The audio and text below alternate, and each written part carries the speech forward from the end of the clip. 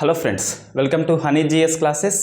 ఈరోజు important current issue ఏంటంటే తెలంగాణ స్టేట్లో ఈ గవర్నర్ వర్సెస్ తెలంగాణ ప్రభుత్వం అని చెప్పేసి పేపర్లో వస్తుంది. ఏంటి ఆ కాంట్రవర్సీ ఇష్యూ అంటే రాష్ట్ర బడ్జెట్ సెషన్స్ అనేవి ఈ గవర్నర్ ప్రసంగం లేకుండానే స్టార్ట్ చేస్తున్నారు. గవర్నర్కి ఆహ్వానం లేదు.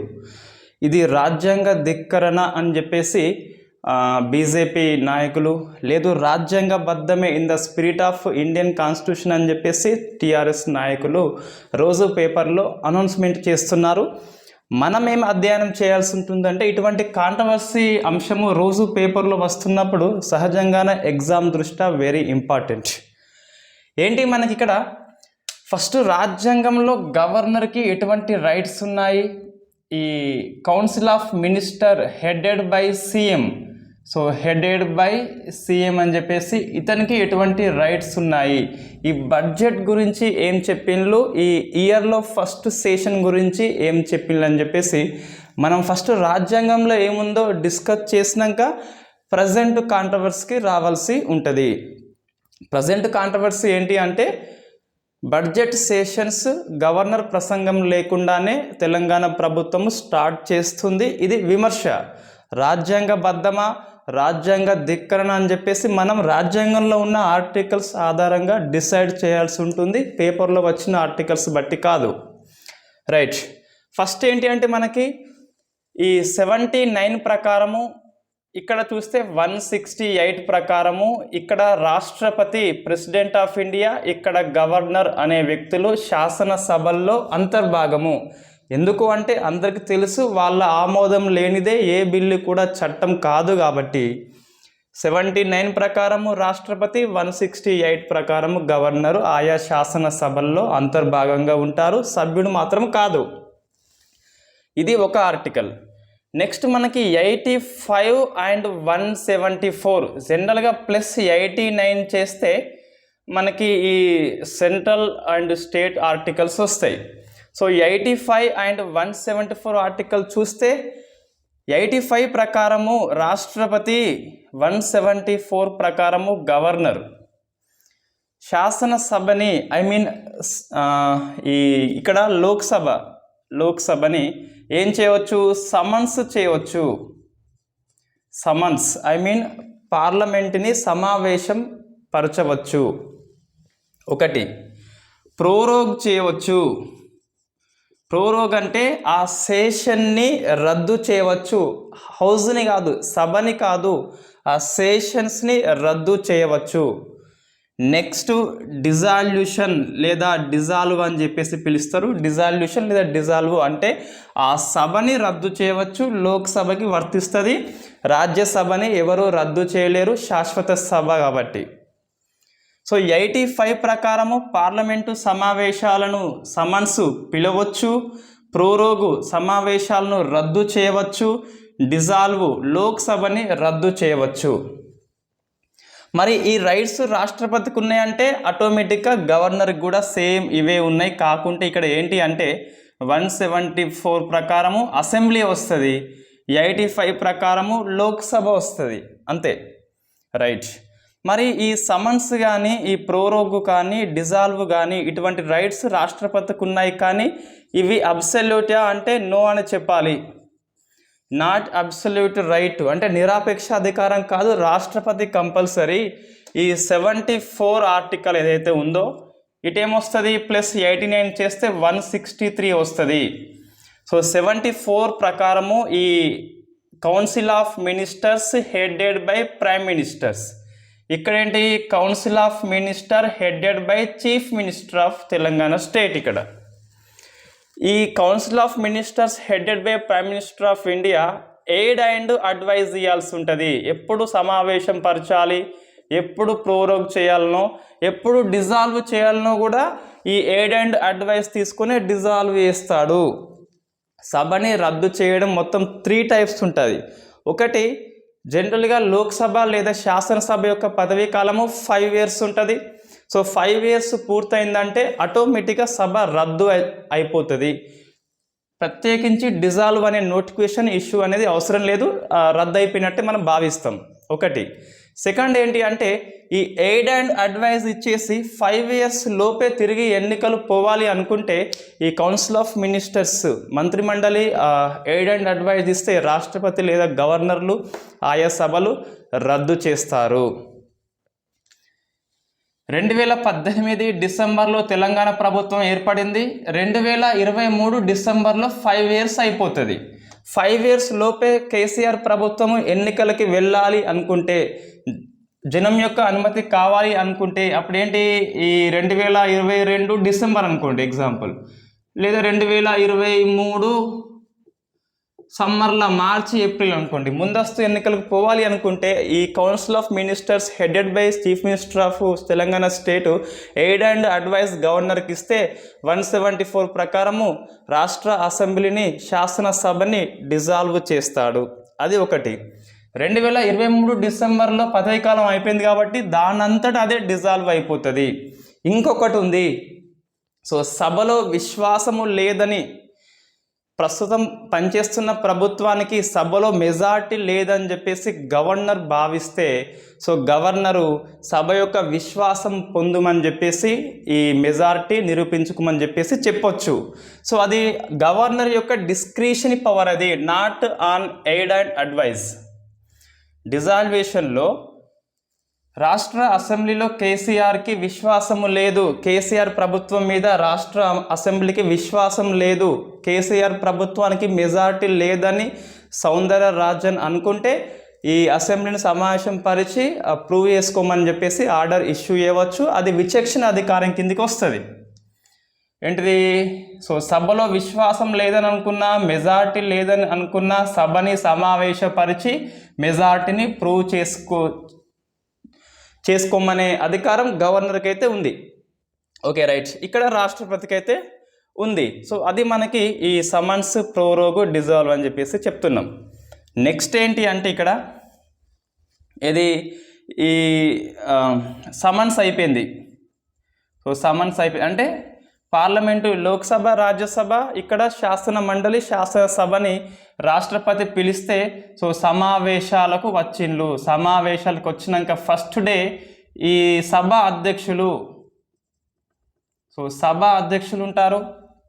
ఎవరు? స్పీకరు. లోక్సభ అయితే, రాజ్యసభ అయితే చైర్మన్. వీళ్ళు ఫస్ట్ డే ఏం చేస్తారంటే బిజినెస్ అడ్వైజరీ కమిటీ అంటారు. బిజినెస్ అడ్వైజరీ కమిటీ అని చెప్పేసి ఏర్పాటు చేస్తారు. అందరూ పొలిటికల్ పార్టీ మెంబర్స్ హాజరవుతారు. సో బిజినెస్ అడ్వైజరీ కమిటీలో ఈ ఎజెండా నిర్ణయిస్తారు. ఈ సెషన్స్లో ఈ రాష్ట్రపతి గవర్నరు సమావేశం పరిచిన సెషన్స్లో ఎటువంటి కార్యకలాపాలు చేయాలని చెప్పేసి ఈ ఎజెండాలో నిర్ణయిస్తారు. సో బిజినెస్ అడ్వైజరీ కమిటీ ఏర్పాటు చేసేది, సభ అధ్యక్షులు ఎజెండా నిర్ణయిస్తారు. ఈ ఎజెండాలో టైం టేబుల్ ఉంటుంది. ఏ రోజు ఏ బిల్లు డిస్కషన్ చేయాలని చెప్పేసి, ఏ బిల్లులు చర్చకు రావాలని చెప్పేసి అందులో ఈ ఎజెండా అనేది ఉంటుంది. సో ఎజెండా అయిపోయింది. ఎగ్జాంపుల్ ఈ మార్చి 7th నాడు 2022న సమావేశమైనలు. సో స్పీకర్ ఉంటాడు అసెంబ్లీకి. ఈ స్పీకర్ ఏం చేస్తాడంటే అడ్జర్న్ చేస్తాడు. సో అడ్జర్న్మెంట్ అంటే 7th నాడు అయిపోయింది. సో మనం ఇట్లా అంటాడు, the house is adjourned at 10 AM 8th March అని చెప్పేసి డేట్ అండ్ టైం మెన్షన్ చేస్తాడు. నెక్స్ట్ ఎప్పుడు సమావేశం అయ్యేదో చెప్తే అది అడ్జర్న్మెంట్ అంటాం. స్పీకర్ వేసిండు కాబట్టి మళ్ళీ స్పీకరే సమావేశం పరచాల్సి ఉంటుంది. నెక్స్ట్ ఇంకొక రకమైన ఉంటుంది, అది అడ్జర్న్మెంట్ సైన్డ్ అయ్యి. సో అడ్జర్న్మెంట్ సైన్డ్ అయ్యి అని చెప్పేసి, అడ్జర్న్మెంట్ సైన్డ్ అయ్యి అంటే అర్థం ఏంటిదంటే ద హౌస్ ఈజ్ అడ్జర్న్డ్ డాష్ ఉంటుంది ఇక్కడ. సో ఇది బ్లాంక్ ఉంటుంది. ఈ బ్లాంక్లో డేట్ అండ్ టైం మెన్షన్ చేయబడదు. ఎప్పుడైతే స్పీకర్ ఈ బిజినెస్ అడ్వైజరీ కమిటీలో నిర్ణయించిన ఎజెండా పూర్తయిందని భావిస్తాడో, హౌస్ యొక్క డిస్కషన్స్ పూర్తయినాయని భావిస్తే, ఆ సెషన్స్లో ఉన్న అన్ని ఎజెండా పూర్తయిందని భావిస్తే స్పీకర్ లేదా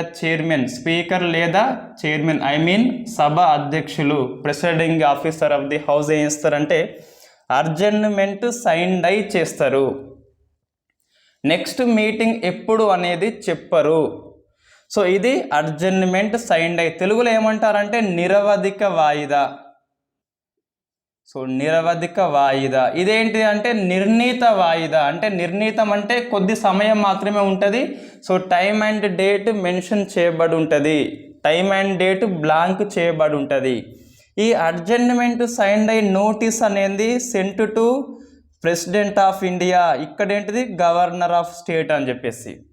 సో ఈ నోటీస్ని ఈ స్పీకర్ లేదా చైర్మన్స్ ఇద్దరు కూడా ఈ ప్రెసిడెంట్ ఆఫ్ ఇండియాకి గవర్నర్కి పంపుతారు. రాష్ట్రం గవర్నర్, స్టేట్ అయితే సెంటర్ ప్రెసిడెంట్కి పంపుతారు. వీళ్ళు ఎవరు, ఈ ప్రెసిడెంట్ ఆఫ్ ఇండియా లేదా గవర్నరు ఈ అడ్జర్న్మెంట్ సైన్డ్ అయ్యికి ఇచ్చే రిప్లై నోటిఫికేషన్ ఏదైతే ఉందో అది ప్రోరోగు లేదా ప్రోరోగేషన్ అని చెప్పేసి పిలుస్తాం. అంటే ఏంటిదంటే సమన్స్ చేసిందంటే సమావేశాలు, సో సమావేశాలు ప్రారంభమైనట్టు. ప్రారంభించింది ఎవరు అంటే రాష్ట్రపతి లేదా గవర్నరు. ఎవరు రద్దు చేయాలి, రాష్ట్రపతి లేదా గవర్నర్. కాబట్టి ఎవరు స్టార్ట్ చేస్తే వాళ్ళే రద్దు చేయాలి, ఎవరు సమావేశపరిస్తే వాళ్ళే సమావేశానికి ముగింపు ఇవ్వాల్సి ఉంటుంది. కాబట్టి ప్రోరోగ్ అనగా సమావేశాలు ముగింపును సూచిస్తుంది, సమావేశాలు రద్దు అయినట్టుగా భావిస్తారు. మళ్ళీ కొత్త సెషన్ స్టార్ట్ కావాలంటే మళ్ళీ రాష్ట్రపతి లేదా గవర్నర్ పిలవాల్సి ఉంటుంది 85(174) ప్రకారము. ఫస్ట్ ఏంటి అంటే summons. So parliament sessions, assembly సెషన్స్ని హాజరుపరచాల్సి ఉంటుంది. జనరల్గా ఎవ్రీ 6 monthsకి సెషన్స్ ఏర్పాటు చేయాలి. 2 సెషన్స్ మధ్య 6 months కంటే ఎక్కువ గ్యాప్ అనేది ఉండకూడదు. కనీసం 1 yearకి 2 times అనేది సెషన్స్ని హాజరుపరచాల్సి ఉంటుంది రాష్ట్రపతి లేదా governor on the aid and advise of council of ministers headed by prime minister of India. ఏంటి ఇక్కడ నేను చెప్పేదంటే జనరల్గా యాజ్ పర్ కాన్స్టిట్యూషన్ అంటేనేమో కనిష్టంగా 2 సార్లు, గరిష్టంగా వాళ్ళ ఇష్టం ఈ కౌన్సిల్ ఆఫ్ మినిస్టర్స్ సిస్టమ్.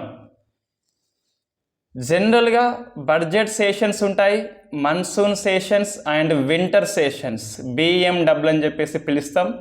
ఒక క్యాలెండర్ ఇయర్లో ఫస్ట్ సెషన్స్ని జనరల్గా యాజ్ పర్ కస్టమ్స్ అంటే సాంప్రదాయం ప్రకారము బడ్జెట్ సెషన్సే ఫస్ట్ సెషన్స్. జనరల్గా మన్సూన్ సెషన్స్, వింటర్ సెషన్స్. ఈ బడ్జెట్ సెషన్స్ని పిలిచేది రాష్ట్రపతి, ముగించేది రాష్ట్రపతి.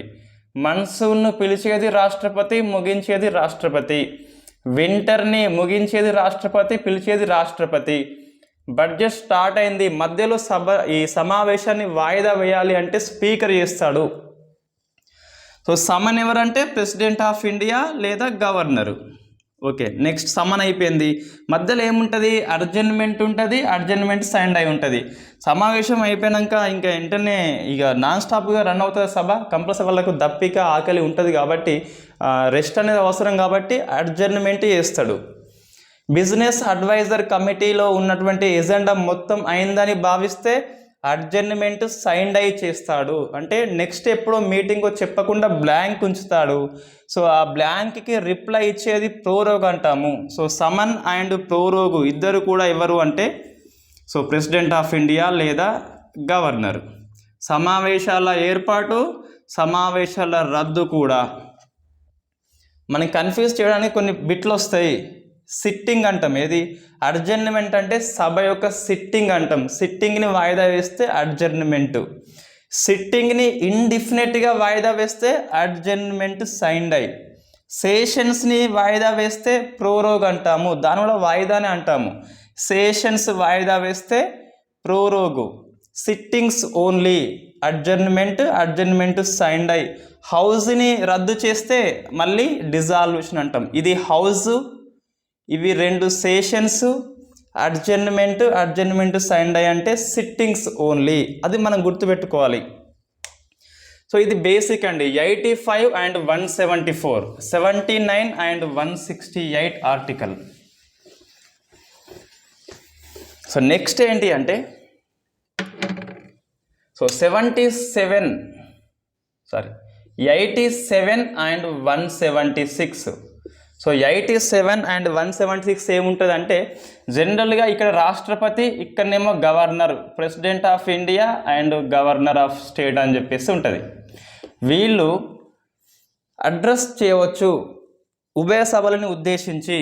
అంటే మనకి సెంట్రల్లో లోక్సభ ఉంటుంది ప్లస్ రాజ్యసభ ఉంటుంది. స్టేట్లో legislative assembly plus legislative council అనేది not mandatory, it is optional only. మన స్టేట్లో ఉంది కాబట్టి ఉభయ సభలు.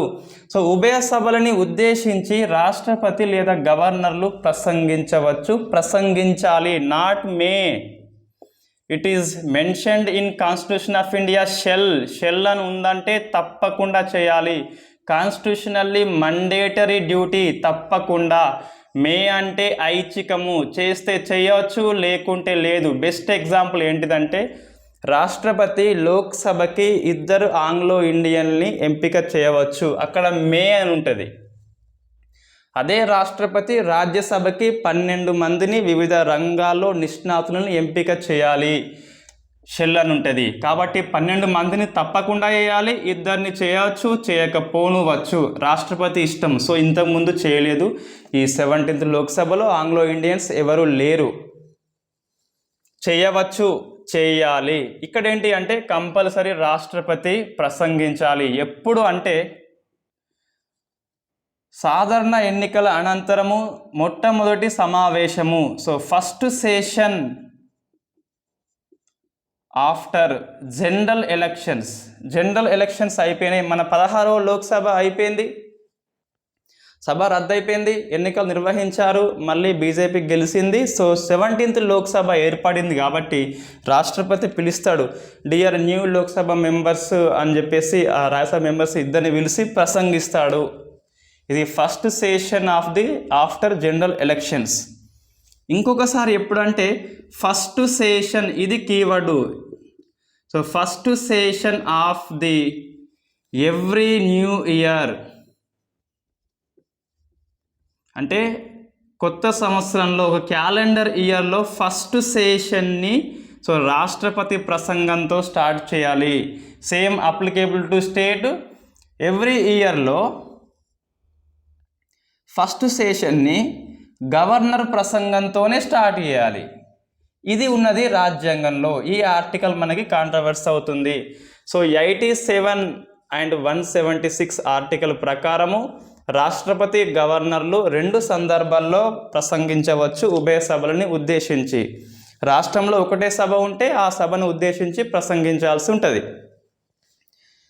ఎప్పుడు కొత్త అంటే ఈ ఎన్నికల అనంతరము కొత్త సెషన్ అంటే ఫస్ట్ సెషన్, ఎవ్రీ ఇయర్లో ఫస్ట్ సెషన్ అన్నట్టు. సో ఇది మనకు 87 అండ్ 176 అయితే ఉన్నది. ఇక్కడ ఎక్కడ కూడా మనకి ఏ సెషను మెన్షన్ చేయబడి లేదు. బడ్జెట్ సెషనా, మన్సూన్ సెషనా, వింటరా మెన్షన్ చేయబడి లేదు. ఓన్లీ ఇయర్లో ఫస్ట్ సెషన్ అని చెప్పేసి ఉన్నది ఇది రాజ్యాంగంలో. ఓకే, ఇప్పుడు ఏంటిగా మనకి ఒకసారి కంబ్యాక్ వెళ్తే 7th మార్చ్ 2022న తెలంగాణ రాష్ట్ర బడ్జెట్ సమావేశాలు. సో బడ్జెట్ సమావేశాలు ప్రారంభిస్తున్నారు. ఈ ఫస్ట్ నాడే బడ్జెట్ని ప్రవేశపెడుతున్నాడు ఈ ఆర్థిక మంత్రి Harish Rao. So 7th March 2022న బడ్జెట్ సెషన్స్ షురూ అవుతున్నాయి. బడ్జెట్ అనేది ప్రవేశపెడుతున్నారు, laying down in assembly, right, and council also, right.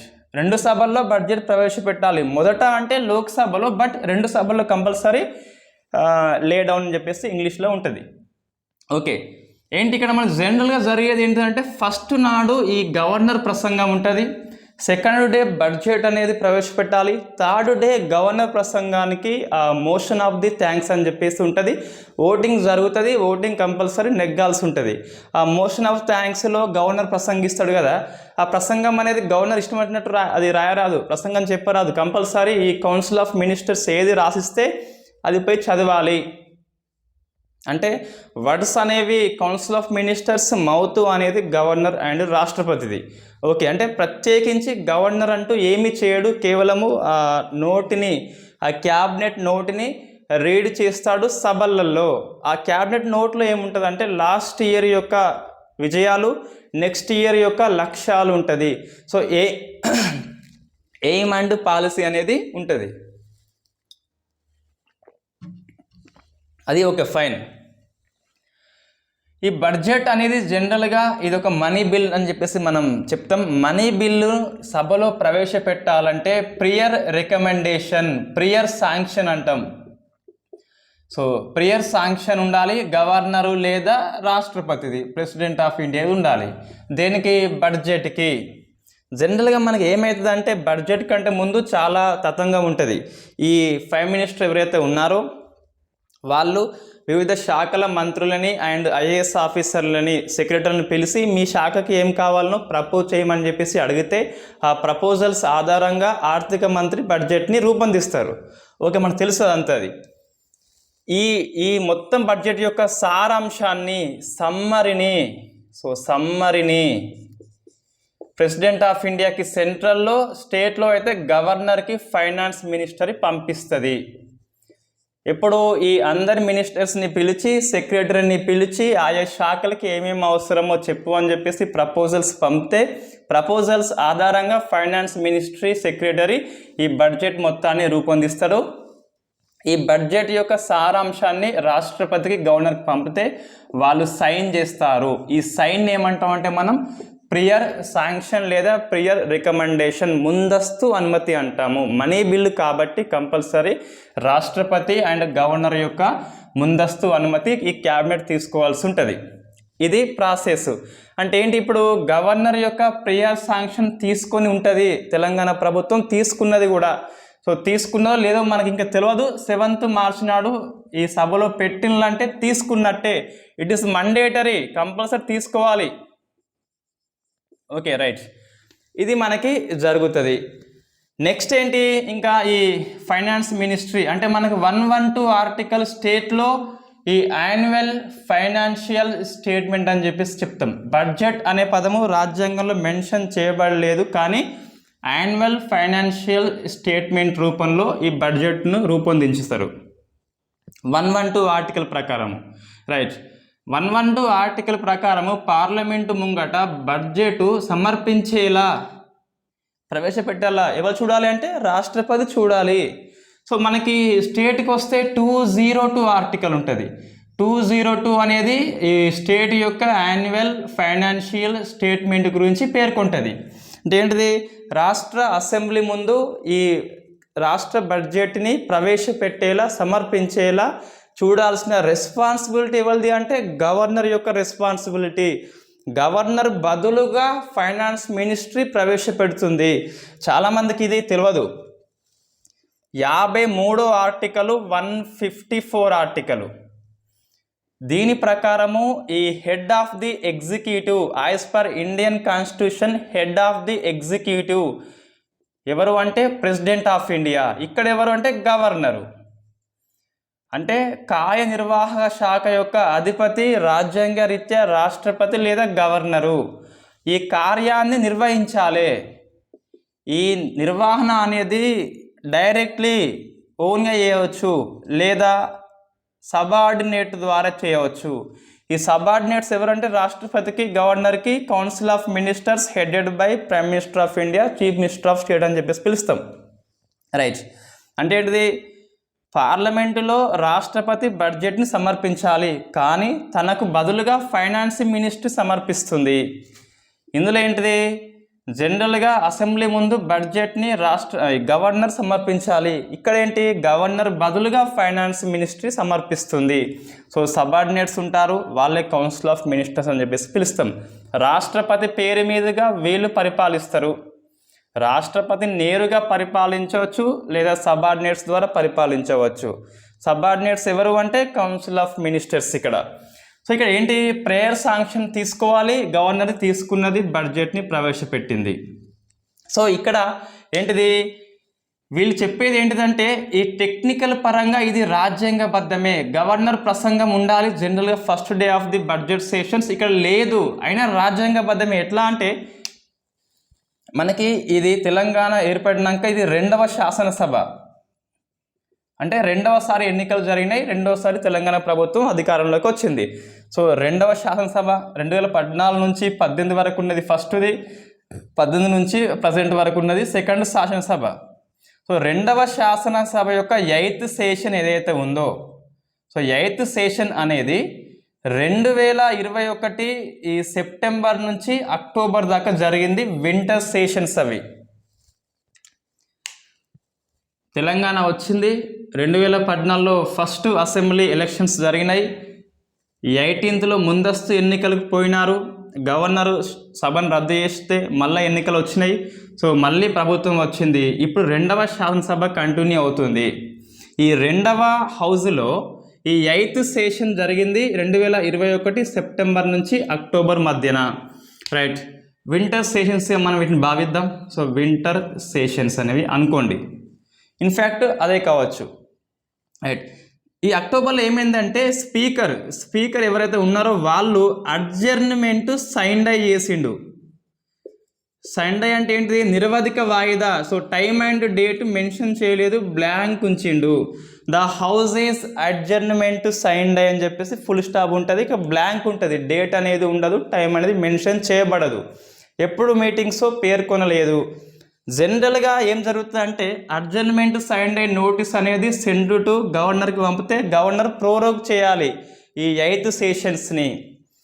ఇప్పుడు ఏంటిది? దీన్ని ఈ 8th సెషన్ అనేది ప్రోరోగు కాలేదు అంటే ఏంటిది? ఈ సెషన్ రద్దు కాలేదు. 8th సెషన్ రద్దు కాలేదు కాబట్టి సభని లాస్ట్ టైం ఎవరు వాయిదా వేశారు అంటే స్పీకర్ వాయిదా వేశాడు. యాజ్ పర్ కాన్స్టిట్యూషన్ ఏంటి? సభను ఎవరు వాయిదా వేస్తారో వారే తిరిగి ప్రవేశపెట్టాలి. అంటే ఏంటి? స్పీకరే తిరిగి ప్రవేశపెట్టాలి. సో దాని ప్రకారము 7th మార్చ్ 2022 గవర్నర్ యొక్క ప్రమేయం లేకుండా మళ్ళీ స్పీకరే 8th సెషన్ యొక్క రెండవ భాగాన్ని ప్రారంభిస్తున్నాడు.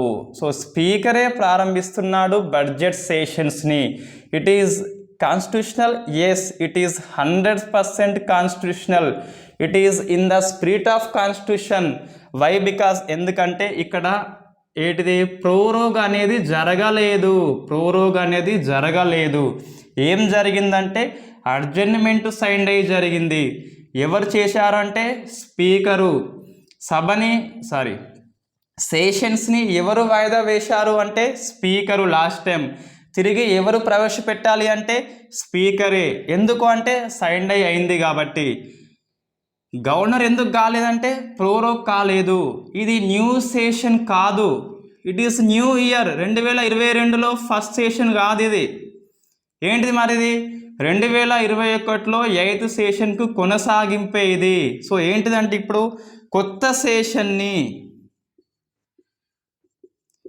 కొత్త సంవత్సరంలో ఎవ్రీ క్యాలెండర్ ఇయర్లో కొత్త సెషన్ని, మొదటి సెషన్ని ఎవరు ప్రారంభించాలి? గవర్నర్. ఇది ఫస్ట్దా అంటే కాదు అని చెప్తున్నాము. టెక్నికల్గా కాదు, జనరల్గా ఇది ఫస్ట్దే. 2022 కాబట్టి. బట్ టెక్నికల్గా ఇదే సెషన్ కంటిన్యూ అవుతుంది. రైట్, నిజంగా ఇది రాజ్యాంగబద్ధమా అంటే తెలంగాణ ప్రభుత్వానికి ఫేవర్గా మనం చెప్తున్నామా? బీజేపీకి యాంటీ బీజేపీ మనకు యాంటీ బీజేపీ, టీఆర్ఎస్ అట్లా కాదు. యాజ్ పర్ కాన్స్టిట్యూషన్ ప్రకారము ఇది రాజ్యాంగబద్ధమే. It is in the spirit of constitution. ఎందుకంటే అది ప్రోరోగ్ చేయబడలేదు. ఎందుకు ప్రోరోగ్ చేయలేదు మనకు తెలియదు. ఎవరు చెప్పాలి? అది రాష్ట్ర ప్రభుత్వం అయినా చెప్పాలి, లేదా గవర్నర్ అయినా చెప్పాలి. సైన్ డై నోటీస్ని గవర్నర్కి పంపినలా, లేదా గవర్నర్ పంపినప్పటికీ ప్రోరోగ్ చేయలేదా మనకైతే తెలియదు. రైట్, ఇంతకుముందు సందర్భాలు వచ్చినాయంటే ఎస్ వచ్చినాయి. 1971లో, నాట్ 71లో 1970 ఈ డిసెంబర్లో సభ ప్రోరోగ్ కాలేదు. 71లో తిరిగి ప్రవేశపెట్టబడింది స్పీకర్తోని. అప్పుడు ఎవరు? కాసు బ్రహ్మానందరెడ్డి సీఎంగా ఉండే. రైట్, ఈ బ్రహ్మానందరెడ్డి మనకి తెలంగాణ ఉద్యమంలో వస్తాడు. ఎక్సలెంట్ చీఫ్ మినిస్టర్ తెలంగాణకి, తెలంగాణ బద్ధ ద్రోహి. రైట్, ఎవరు? ఈ కాసు బ్రహ్మానందరెడ్డి. రైట్, ఓకే, ఇక్కడ మనకి అవసరం లేదు అది.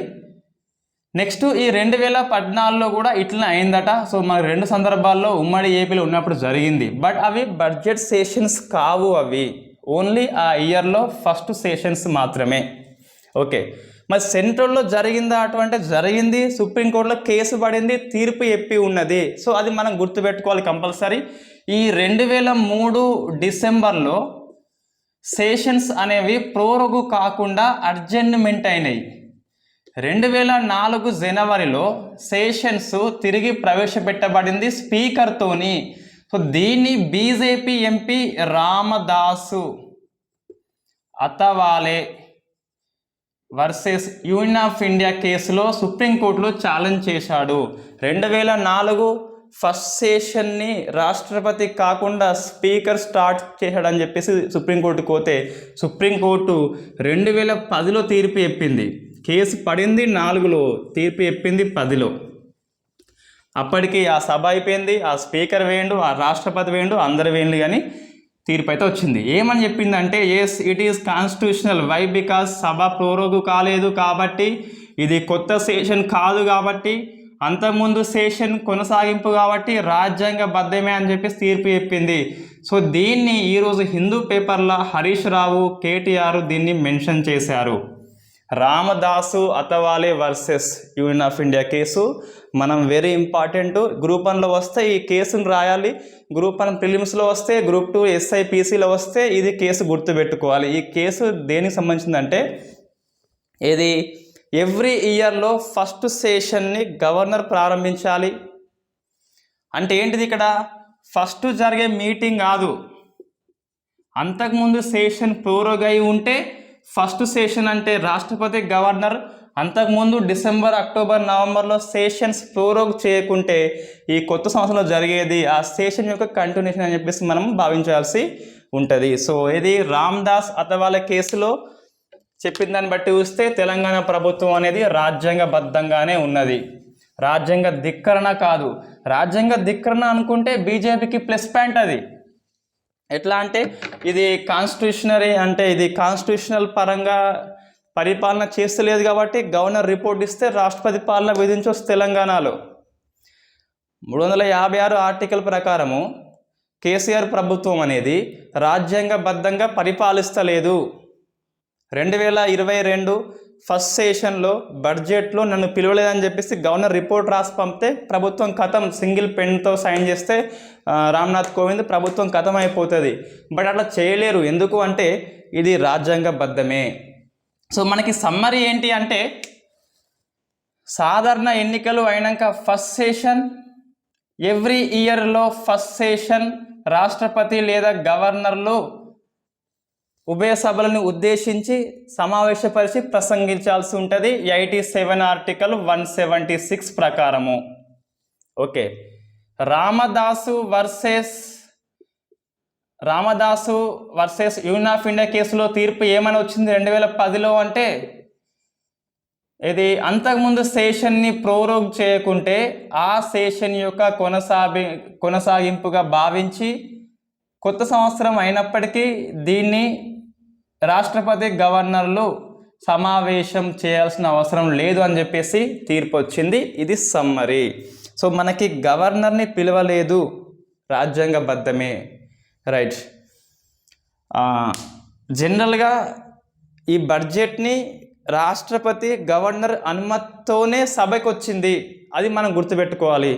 ప్రియర్ శాంక్షన్ అని చెప్పేసి పిలుస్తాం. Okay, thank you very much.